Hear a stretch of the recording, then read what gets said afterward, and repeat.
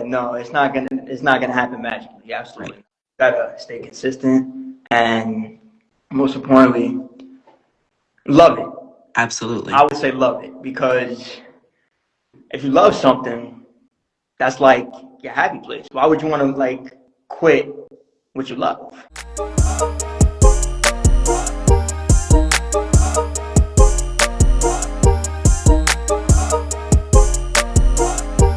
So, without that being said, hello, ladies and gentlemen. Welcome back to another episode of Mind Over Matter, the podcast where passion meets purpose. I'm your host, Nick Stones, and today we have a very special guest, someone who's believed in me, inspired me to pursue my passions and to pursue my goals at the highest level. She's an entrepreneur and a mental health advocate and the founder of the Pink Book podcast, Joyce VanSeters. Once again, thank you so much for taking the time out of your day to be here with me. Absolutely, Nick. Wow. Anything for you. Oh man, thank you so much. So, for the people tuning in, who is Joyce VanSeters behind the titles and followers? Who is Joyce VanSeters? Yeah. Joyce VanSeters is someone with unlimited conditions. I grew up a military brat overseas. I've lived in a bunch of different states. So I don't really say when people ask me where am I from. There's just too many places. I ended up landing in my high school years in New Jersey, in North New Jersey, but I went to Irvington High School, and then I ended up graduating from Bloomfield. I went to Seton Hall for School of Nursing, and then I got out of nursing and went into sports medicine because I wanted to actually do PT for football players, but back then, I don't know if the program's the same. I found out that you have to actually pay for your own travel, and I just didn't have the funds to do it.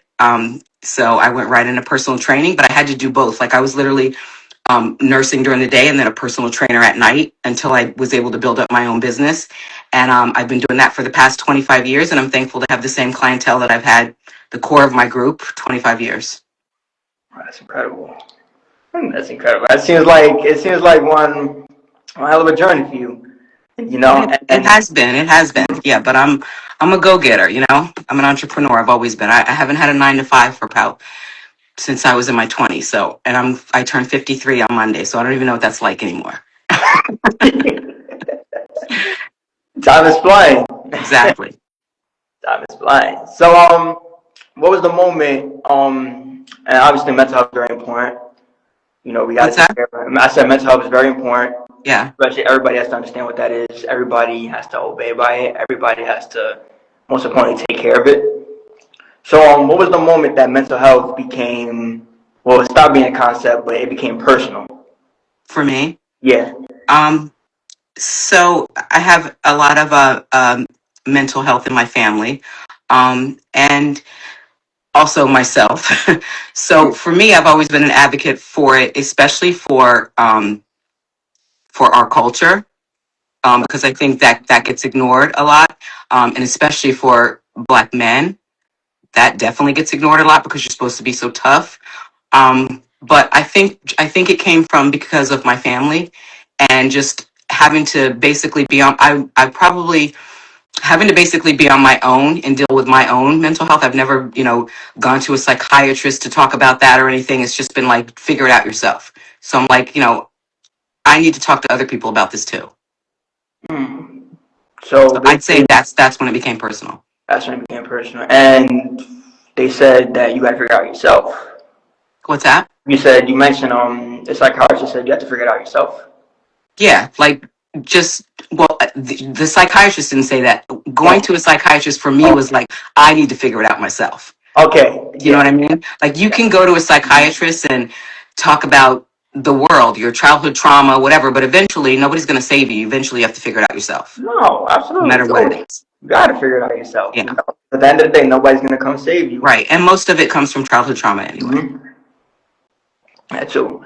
But realistically speaking, for everybody, you always got to hold yourself accountable. You always got to be reliable for yourself, not just other people relying on you, because at the end of the day, you have to do what's best for you. Exactly. Not what's best for them. I completely agree. Completely agree. So, as a mental health advocate, I have a question. Why don't you have on your blue blockers, boy? oh, it's at the It's at the what?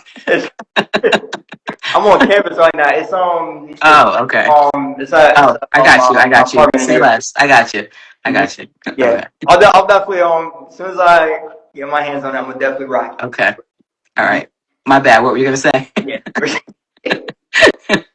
So as a mental health advocate, um, what's one misconception people still get wrong about healing? I think that it has to be an all or nothing thing. I think people think that, just like with in the fitness industry with exercise, Right. that you're going to go to a psychiatrist, you're going to pay for some sessions, and then you're going to be healed. And just like you continue to go to the gym for the rest of your life, you can continue to go to psychiatrists or get help from somewhere else for the rest of your life. It doesn't mean that you're like, I've had people say, well, you're still seeking help, like you're still going. It's always going to be there, so you always need to work at it. It's like a muscle. So I think people get that wrong, that they think that you're supposed to go to psychiatrists, pay for sessions, and then you're completely healed. Totally. Totally. And just thinking about it too, what I was gonna add on to that, what was that last part? I didn't catch it, but it was a good one. Like, What I just said, yeah, that I think that people think that you go to a psychiatrist and once you're done with your sessions, you're healed. Like you no longer need to go. And just like the gym, you need to continue to go forever if you're not healed. yeah, no, it's not gonna happen magically. Right. Absolutely, you gotta stay consistent, and most importantly, love it. Absolutely. I would say love it, because if you love something, that's like your happy place. Why would you want to like quit what you love? Right. And then that's another thing too. I like to relate this to anybody who loves sports, who loves music, any hobby in general. Why quit something you love doing? Can't quit something you love doing because you want Exactly. to quit. People got to start remembering that. Yeah. When your inner calling is telling you to pursue your passion to the highest limit, and never let no one tell you you can't do this, you can't do that, Mhm. you'll feel unstoppable. Absolutely. And I learned that the best way possible. I always learn to hold myself accountable, believe in myself, believe in my craft, because I never want to be the type of person that always just like said no for an answer. Like, I never said no. I never want to do this. I can't complete this. No. I always have faith in myself. Good for you. And I'm sure that goes for you too. Absolutely. Absolutely. Anything that I do or pursue, whether it's entrepreneurship or anything, I do it with the thought that it's going to be successful. Where I fall short is that it's negligent of me to think that I can always do it by myself. And that's my problem. And you know that. We've had that conversation before. Absolutely. So, other question is, Joyce, how do you personally reset when your mind feels overwhelmed or overstimulated? Like, For me, my go-to is exercise. Like I'm big avid of CrossFit. My go-to is always to get into the gym. I love walking, and when I say walking, I mean like miles, like not just like go outside and go for a walk. Like I just love movement.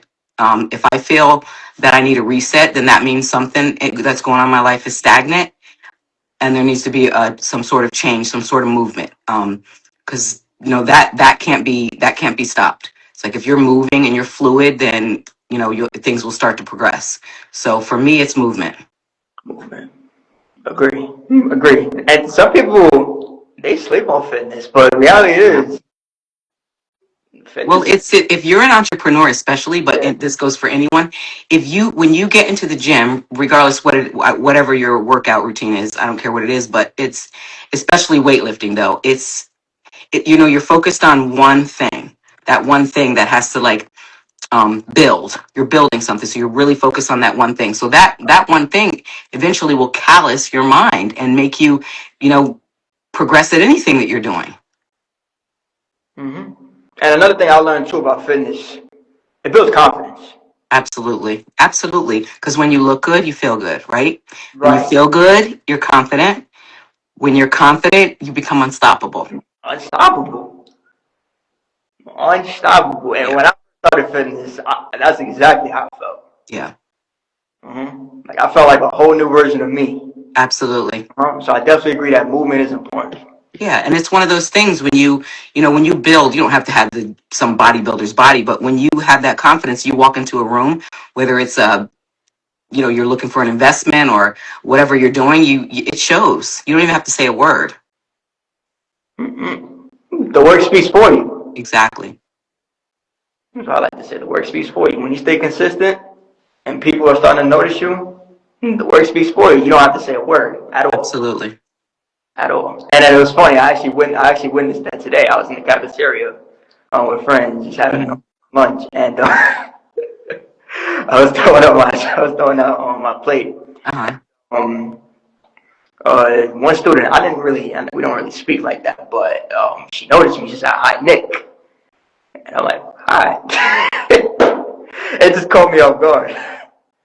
It just caught me off guard. And That's because you're the babe on campus, Nick.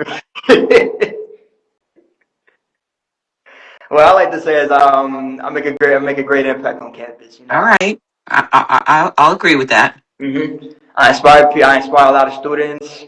I see. In many ways, I believe, like I even got a lot of students to tap into journalism too. Really? Journalism, That's amazing. Journalism changed my life. Good for you. Really has changed my life because it made me express my voice. Because everybody has to share their voices, especially but journalism for me was like the golden key to unlocking my voice. I love that for you. Because one, I feel at peace. Two, I feel like I could write whatever comes to my heart and whatever comes. And then I won't get judged because that's what writing is about here. And who cares if you do? No one. Exactly. No one. People are judging all day anyway. Doesn't matter. But I mean, I don't pay attention to that at the end of the day. At the end of the day, I Exactly. my lane and I just do me. And that's what matters most. But yeah, back to the conversation. I totally agree that exercising definitely plays a big role in shaping your confidence, shaping your physique, and it plays a big role in just everyday life. Yeah, it's a different mindset when you get in the gym every day and you build that habit. That's a different mindset. Absolutely. So, what was like your inner calling to be a fitness trainer? Because you are a fitness trainer, right? I am. I've been for 25 years. So it's kind of a funny story. So when I got into working out, I probably was 17 years old. I think I was one of the first high schools that implemented, when you have in high school, I don't know if they did this in your time, I'm a lot older than you, but they would have these things in high school where you did like 6 weeks of soccer or 6 weeks of volleyball. It was like a 6-week program in your gym class. So in my high school, my senior year was a 6-week weight training program. And it was like horrible weights. Like there was really old school rackety weights. I think the gym teacher that taught us was also the math teacher and the wrestling coach. But, we didn't know any better. And I remember him saying to us, the girls, you don't have to do it. Like if you don't want to do it, you don't have to do it. You can just come for the 6 week and sit. And so I was the only girl that was like, I'll try it. And I was hooked because I was really, really strong. But I've always had a belief when I was younger that I was really, really strong. Like my dad always put that in my head. You could always do push-ups, pull-ups, press. Like I could always just do that. I was just really strong. So I was like, let me take a crack at it. And I did it and I stayed the 6 weeks. So fast forward, when I became like in my 20s, there was only things like geared towards girls that they would always promote, like Living Well Lady and, just girls gyms. And they were just cardio, cardio, cardio. And I tapped into that and kind of got misled in that. And it was just a wrong way for me to go because I got really, really, really skinny, but I wasn't strong anymore. So what happened for me, so I was nursing, as I told you, and I had put on a lot of weight because the place I worked at, I worked nights, and I only had access to like fast food. And so I put on like a lot of weight. And so I was going all the way, I was in Jersey, but I was going all the way to New York to look for a trainer because I didn't want my friends to know. I know that's stupid, but I was in my 20s. What do you want from me? So I would go all the way to New York to train with a trainer for a couple days a week. Right. And this trainer, unbeknownst to him, taught me everything um, I know to be the trainer I am, and not in a good way, because he would like show up late to our sessions and I'd already be training myself. And I had bought like 20 sessions from him, I remember. Like I had bought a lot of sessions. And I remember at the end, I was like, can you tell me how to get certified? And he was like, I'm not certified. And my mind was blown. Now I know that that's not a thing today. You don't have to be certified. I get that. But this was back in my 20s, and I was like, "What are you talking about? You literally I bought 20 sessions from you." He was like, "You don't have to be certified to train at this gym, or at least mine must have lapsed or something." So anyway, I ended up doing my own research. National Academy of Sports Medicine is where I went, and 25 years later, I've been doing the same thing. I mean, I had to go into a gym and work nights, like cleaning the equipment. After a long day of working, I would have to go in there because I had to build up my clientele. Right. And so what I did was I was at this gym. It was in Springfield, New Jersey. And I realized, and this is a little tip for people, not to be greedy, but I realized people that came into that area in that gym, they wanted to work out. They weren't looking for personal training. Okay, so that doesn't benefit me. So there was a gym opening up in New York Sports Club in Right. Livingston, and I knew that that's where people had money. So when I went to that gym to be a personal trainer, and I was one of the only, it was me and this girl, Joe, we were the only trainers there, and we would work from morning to night. And eventually she left because she didn't have to. So I built up my clientele there because I knew in that gym, those people walk through the door for personal training, you know? So that's how I built up my clientele, and same clientele today.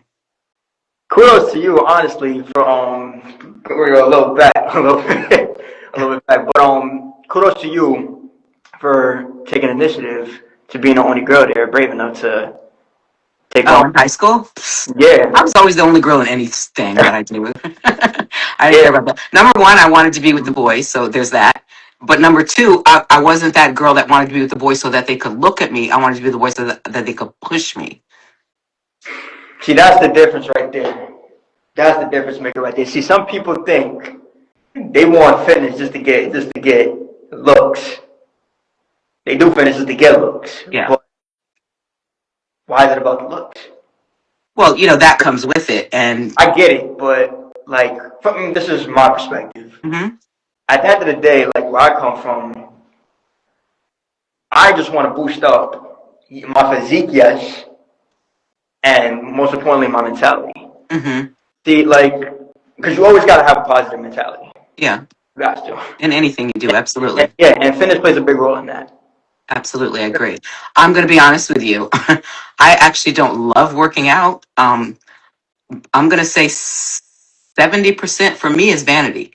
I enjoy the way I look. I enjoy walking into a room and being the only girl that has muscle. I enjoy being able to put on clothes if I want to go out and not be like, I don't like the way this fits. I enjoy being able to still, in my 50s, get into a bikini. I enjoy that. But it's also my family history.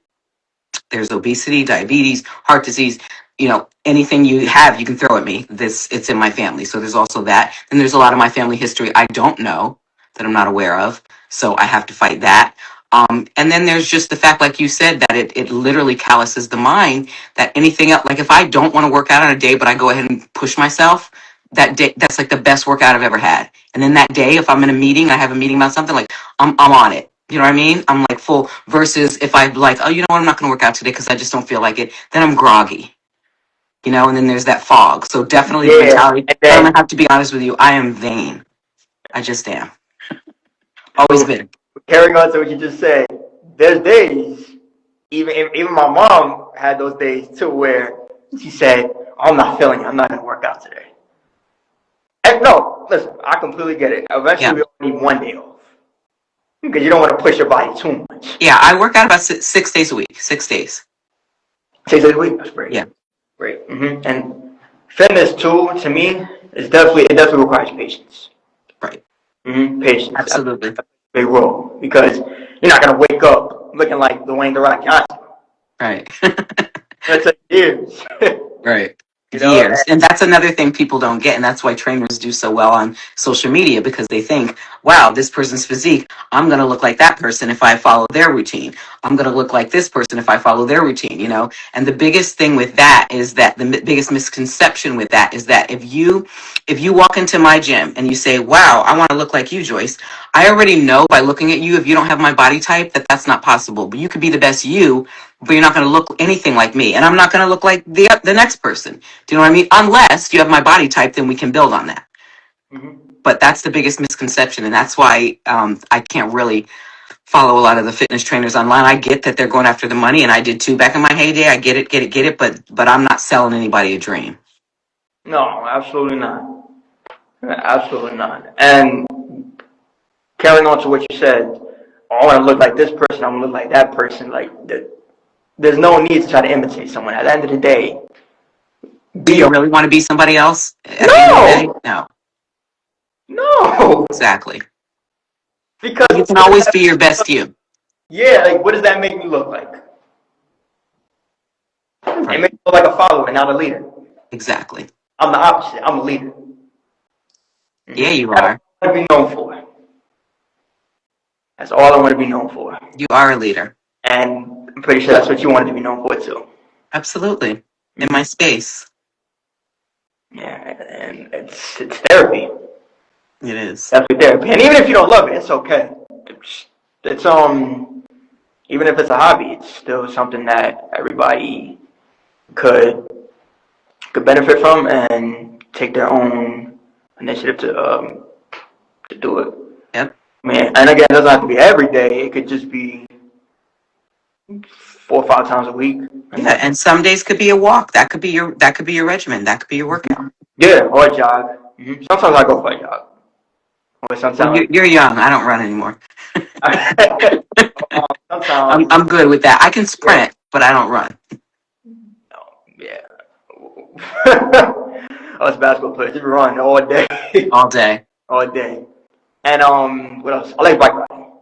Do you? Okay. All right. My dad and I, we love in our summer we love to go out and I say what time, like 8:30, 9 a.m. and take the ride to we usually go to, I mean, depends. Sometimes we go to like Hastings and then. Okay. And you both bike ride? Yes. Oh, that's a good one. Okay. Yes. That's a good fitness one. We usually take the bike down to Hastings and then we go to the smoothie bar just to hydrate. Okay. Because that's another thing, hydration. Yep. As we both drink water. Hydration. Don't slack on hydration.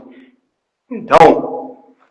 You can feel good. You can feel like, oh yeah, I'm feeling like the Hulk, but you don't feel like the Hulk without hydration. Exactly. You will cramp. Cramp. Yes, badly. Yeah. Badly. And it's also grogginess. Oh yeah. Absolutely. So, I was thinking that was a long one. That's a long one. So, how has fitness shaped your confidence outside of the physical? Outside the physical? Definitely, as I said before, my confidence in my mind game. Like when you look good, you feel good, and you feel good, you have confidence. When you confidence, you become unstoppable. So I never walk into a room feeling uncomfortable or fidgety about anything. And I know it's not everything. That's fitness is not doing all that, but it's definitely the start. It's definitely the key for me. Yeah. I stand tall. I feel good. My shoulders are always back. I just feel good. I feel healthy. Yeah, that's another thing. So, diets too. Diets. Nutrition, yeah. Fitness, like avocados. Yeah, I don't diet, but I eat very healthy. Yeah, So I don't know if you want to consider that a diet, but Monday through Sunday or Monday through Saturday, I eat very healthy. Yeah, healthiness. Yeah, I said diet. I don't know why I said diet, but yes, healthiness. Okay, that's what people relate to. That's what people relate to. Yeah. Yeah. But definitely fruits plays a big role. Smoothies, that's also fruits. So, but I love drinking smoothies. Do you? Every morning, yes. Do you have it as a meal? Like, is that your breakfast, or just something? Yeah. Some days I do. Um, some days I'll do like one day banana strawberries. Hmm. Another day blueberry banana, or sometimes I'll just blend it all in. Um, to put some almond milk on it, Hmm. and then put some chia seeds, chia seeds, Chia, yeah. chia seeds, and blend it, and yeah, that's like my go-to meal. Uh-huh. Okay. Sometimes it's a lunch meal for me too. Okay. Lunch meal. It's filling, surprisingly. It is. It's also Hmm. good after workout for you. Yeah, absolutely. Uh-huh. And then even with protein powder. Yep. Protein powder. What kind of protein powder do you use? If you, So I use I won't give the brand, but I use a vegan protein powder because it's really hard on my stomach. At this stage in my life, because I have a lot of food allergies, I like to get my protein mostly from food. But if I'm on the go, I'll have a vegan protein powder. vegan protein powder? Yeah. Yeah, my sister has that too. Okay. Yeah, she loves it. Yeah, It's vegan good. does play a big role in that too. Absolutely. And I'm not much of a vegan, but I had it before. Yeah, I'm not a vegan either, but when it comes to protein powder, I can't take the full milk one. Nah, yeah. Me neither. Me neither. I even watch too, like how much milk I put in, because I don't. Hmm. And like one time, oh my god, this is when I was younger. One time, I made myself a milkshake, and I accidentally poured myself a little bit too much milk. And then when it was blended, oh my god, It exploded. yeah. Did you not have the top on, Nick? No, I did have the top one, but I think I don't I don't know how it happened. Like honestly, I think what it was is that I filled it up too much, and then half of the milk started coming out while I was blending. Okay. Yeah, That'll happen. I can't recall, but something like that. It's something like that happened. But it was hilarious though. I cleaned up the kitchen. Ever since then, I learned not to put too much milk on a milkshake and smoothie. So yeah, I learned my lesson. And now um, smoothies are my go-to in the morning, Okay, especially that's a good with go-to. yeah, especially with omelets and what else I have? Omelets, sometimes sausages, sometimes. And I like to have one of my favorite breakfast menus. What's on it? I know what was it called?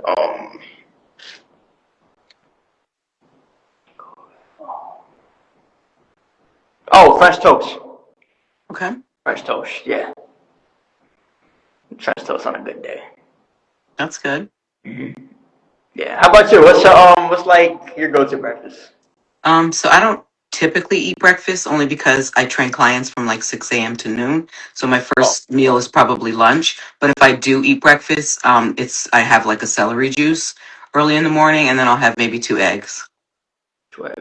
That's good. Yeah. Yeah, And that's like hard boiled eggs. I'll eat. hard-boiled eggs. Yeah, Yeah. it's just Hard-boiled eggs. easy. Yeah, they're plain and simple. Yeah, Very plain and simple. Absolutely. but my first meal is usually lunch. Lunch and then dinner, right? Lunch and then maybe a snack and then dinner. Or snack and then dinner. Yeah, midday snack. You know, I never really thought of this, but snacks do tend. I mean, it depends what snack you're Yeah. talking about, but I think it's important to have a snack. Well, Definitely. it satiates you so that you're not starving by the Mhm. time you get to dinner. Yeah, absolutely. Snacks does play a good role. What I like to have is protein bars or um what's the protein bars? I forgot the brand of this bar, but it's Don't give them props unless they're paying you, unless they're sponsoring you. yeah. Don't do it. Don't do it. Yeah. Don't. But one of my favorites too was the Cliff bars. Okay. Cliff bars, yeah. You ever had those Clif bars? Never. Not into protein bars. Not in the protein bars. No, I'd rather get my protein from food, real food. Respect. Yeah. Really respect that. And then, yeah, that protein bar is like an emergency snack to me. Because, say, for example, I mean, I had mornings too when I woke up and I was almost late to practice. Mm-hmm. And obviously, I don't want to eat too much because I got to run plays, Yeah. and too much food in your system could damage me. Yeah. Especially like, Make you slower. yeah, like I'm about to be like this. Wait, coach, time out, time out. Slow down. Oh, I don't want that. Not at all. One of my teammates, that happened to them. They he ate 2 slices of pizza before practice. Oh my God. Yikes. And he had to digest that? Yes. Wow. And it wasn't even like 2 minutes into practice. Like he was late to throw practice. up? Yeah, he was late to practice. Yeah. He was doing suicides. You ever did suicides? Yeah. I love suicides though. I wasn't a fan of it back then, but now. I'm someone who loves suicides, burpees. I love anything that gets your heart into your throat, like where you can't breathe. That's like a good feeling for me. And I know most people hate that, but that 1 second or that 5 minutes that you're feeling that way makes me feel so alive. I agree. Mm-hmm. And also, too, it pumps up your heart rate, right? At that, it keeps your heart healthy, right? Yeah. A lot of people just they can't stand that feeling, but that's why I love CrossFit. That feeling for me is like, let's go. But I'm also a psychopath, so don't ask me. Man, I'm crazy too. I love running. Some people hate running, but I genuinely love running. I genuinely love it. But here's the thing: I don't feel like a lot of people hate it. And it's because What's that? this is why I think people hate it. Okay. Because it's hard. Yeah, but also they barely do it. I feel like they barely do. I feel like what they do is more of like weights, depending. Not like lifting body weights, but maybe more like cardio. You know, Yeah. like what they teach in the fitness classes. Like high reps and total body conditioning. You mean that Yeah. sort of thing? Yeah. Yes. I get it. Yes. High body conditioning. And that's important. High body conditioning is really good. But the reason why people hate running is because they're not consistent enough with it. If you just go outside, take a jog, sprint, run, do whatever, you're gonna feel good. I'll tell you why I hate it. I don't mind sprinting, but I hate it because, and I've done it a lot over the years. Everyone always is like, you get this euphoric feeling, when you're running and you're on a high. I have never in my life ran and got a euphoric feeling, ever. I don't like it. I will never like it. And I don't even do it anymore because at this stage, I'm like, why am I doing things that I don't want to do? I don't like, There's so many other things that I could be doing to get that same high. So I'm not going to run. I agree. And there's no shame in that. At the end of the day, like Not at all. if we're not runners, that's okay. Yep. But you'll have to be a runner if you're playing like basketball. Yeah, absolutely. All those other sports. Yeah. That's where heart and conditioning come from. Mm-hmm. I understand that. Yeah. But I feel like if it's just people who just want to work out, just so they feel good mentally and physically, their focus really doesn't have to be running. It could just be body conditioning and heart conditioning. Or whatever they choose. Or whatever they choose, yeah. That's the point. See that? You choose what you want to do. Yeah, well, that's how you stick to working out. People will quit on working out because they're doing things that they don't actually like. If you say I want to learn yoga, and something you actually love, you'll stick to it. If you say I want to learn yoga and your trainer says, well, no, we're going to do 6 weeks of weight training, you're not coming back. No. It's that simple. No. I love yoga too. You have to find what you love. I love yoga. And there's also the law of sustainment. You will never sustain something that doesn't coincide with what you believe in yourself. So again, I'm someone who believes I'm really strong. I'm always going to be in the gym lifting weights because I believe I'm really strong. But when people make New Year's resolutions and they want to go on some crazy, program of lifting weights or running or yoga, whatever they want to do, if they don't actually believe that about themselves, if those beliefs don't coincide with what they think about themselves, they're not going to sustain it. And there's no other reason but that. That's the reason that they don't sustain it. That's it. Mm-hmm. But did you are you a yoga person too? I love yoga. I love yoga for the stretching. I'm not a big yogi, but I incorporate it into my workouts all the time just for the stretching aspect. Great. Yeah, yoga played a big role too, especially when it came to flexibility. Flexibility, that's important. It's everything, especially at my age. Yeah, flexibility plays a big role. And one of my favorite workouts too, I never mentioned this. I love balancing workouts.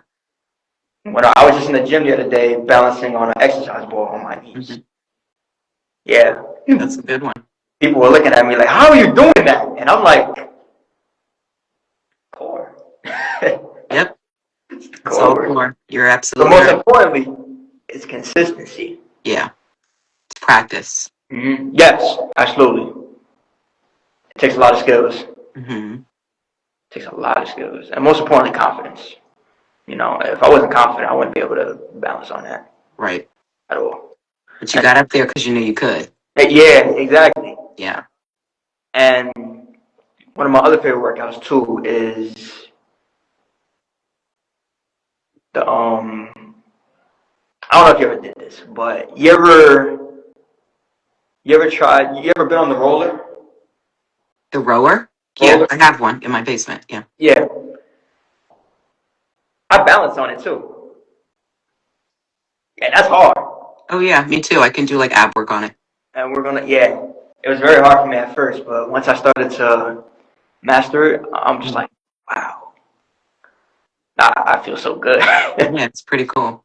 Very cool. What other questions you got for me, Nick? Yeah, well, that was a long conversation. But other question, we could get on to the podcast questions because obviously, me looking at your podcast, I Thank you. love the episodes. I take notes. I take notes. You're my mentor when it comes to this, and I appreciate it. Oh, my pleasure. So I think I asked you this before, but when did you discover that the Pink Book Podcast was your true inner calling? I don't know if it's my true inner calling. But I love doing it because I'm a people person when it comes to I'm a big study of human behavior. Let's say that. And so I love, like, I could have a conversation with someone and sit back and let them do all the talking and just observe. And I could tell you everything about yourself, even things that you don't even know. I'm a big study of human behavior. So I also love to hear people talk, and people love to talk about themselves. So, we all have a story.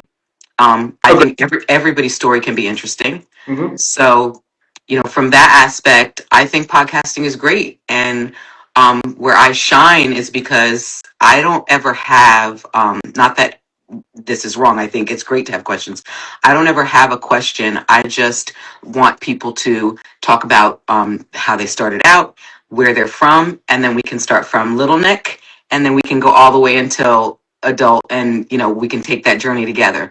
And there's always going to be something that someone is going to grab onto and relate to watching the podcast, that they can pick up from there, some sort of tip or anything, or just even something motivating. So that's what I love about it. And then all the time when I'm shooting it, I never ever really feel what's going on. I can feel the conversation, but I don't really get the whole story until I go back and watch it. And then I'm like, wow, like this is why I do this, And then I get a lot of emails talking about how they were motivated by this certain episode. So that's always a feel good for me too. Absolutely. And then even when I started dropping Mind Over Matter episodes, everybody felt it. Yeah. The one thing I always knew too, especially, I'm still learning being a podcast host, I'm young. But the one thing I always knew is it's always important that everybody's voice is heard, and everybody wants to share a story that can inspire many other people out here in this world. Yeah, it could impact so many people. So many. But even if it impacts just one, you've done your job. Yeah, I mean, at the end of the day, you don't have to inspire the whole world. Even if it's just you can inspire 2 people, you did your job. Right. And that's exactly why I want to inspire people. Love that for you. Absolutely. So, my last question. What does success mean to you compared to when you first started? Like, what does success mean to you? Well, it's funny that you asked that because let's not say compared to when I first started, because I'm going to tell you what success has always mean to me. Okay. It's a feeling. Right. It's not an accomplishment for me. Because I've had a lot of people through my years ask me, how come you've never been on TV or become famous, and they equate that to being successful. And again, I'll go back to you with my personal training. I don't know. I belong to a community because I love building communities. I have a podcast community. I have a fitness community they belong to. Right. I don't know any trainer in my fitness community that has had the same clientele for 25 years. I don't. That's success to me. I can't tell you any trainer online. I'm sure there's some, but I don't know any that have had the same core clientele for 25 years. So there's that. So that's success to me. Again, anything that I do, in my mind, I do it with the thought that it's going to be successful. I'm not just out here saying, well, let me put out a brand of blue blockers just for people. Obviously, I want people who look at blue screens all day. There's a need for blue blockers. But success is the follow through. Right. The follow through at the end of the day. It took me a year to put out this brand of blue blockers, and I did it. And that's success. So again, it's a feeling for me. It's not the actual accomplishment, although the accomplishment's great that I did it, but it's the feeling at the end of the day. That's what matters. For me. Yeah. And I've had people ask me those questions too, like, Nick, how come you're not in a movie? How come you're not in this? How come you're not in that? And I'm like, why does that matter? Listen, if that means success to someone else, go nuts. But like that doesn't make me successful. No, that doesn't make me successful either. What makes me successful is just me pursuing my own passions. And me perfecting my craft in the best way. I love that. Really, what success means to you is not money, not fame, not flashy cars. Inspiring others to believe in themselves when they never. That's good. That's what success is. I feel like. I like that. My generation is. My generation is like. Success is having millions of fans on Instagram. Success is being a billionaire. Success is. And maybe for them that's valid. Maybe for them that's true. Maybe that's how they feel successful.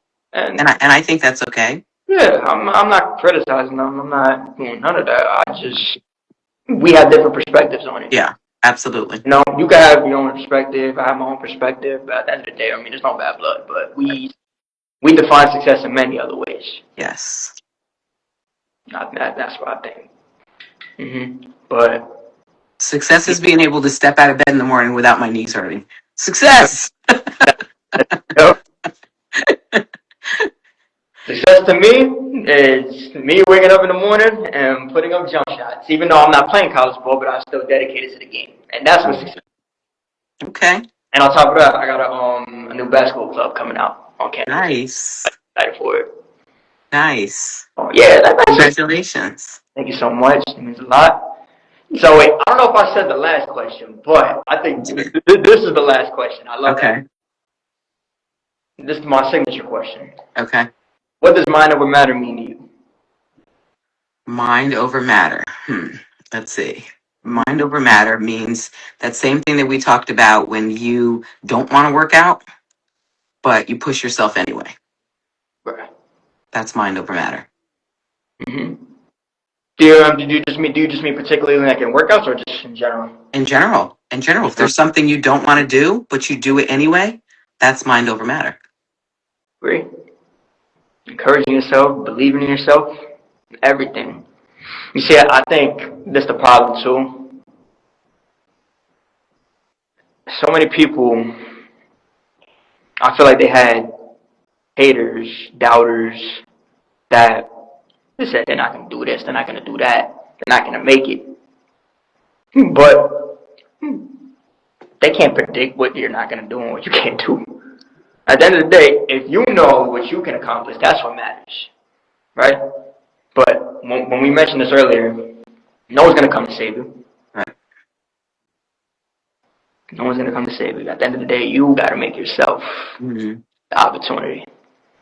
And it's just like with jobs, too. You know, some people wait for a handout. No. Not everything's going to get handed to you. You got to give them a reason for them to hire you. Exactly. You got to make it impossible for them to ignore you. And that's one thing I learned. It's a good lesson. It's a great lesson. It's a great life lesson. And then you ever take a moment for yourself too to just look in the mirror and say, "Wow, I'm on the right path." All the time. I talk to myself in third person all the time. All the time I talk to myself in third person because I'm the soul, you know, and I'm in this body, and I'm always talking to myself in third person, and I think it's therapeutic to do that. It definitely is. Yeah, it's a little crazy, but it's therapeutic. Yeah, you can call me crazy, that's fine, but it's therapeutical. It is, because the same things that I would tell my closest friend are the same things that I would tell myself. So I have to talk to myself in third person to get that across. You know what I mean? Okay. I can't just look in the mirror and be like, okay, I'm going to be great today. I'm like, no, Joyce, can I tell you something? You're going to be great today. I'm like, I actually am going to be great today. Exactly. It's like future you is talking to you. Yep. Could be. It is. That's how I'll take that. I'll take that. That's how I see it, yep. Well, Joyce, thank you so much for coming on today. Absolutely, Nick.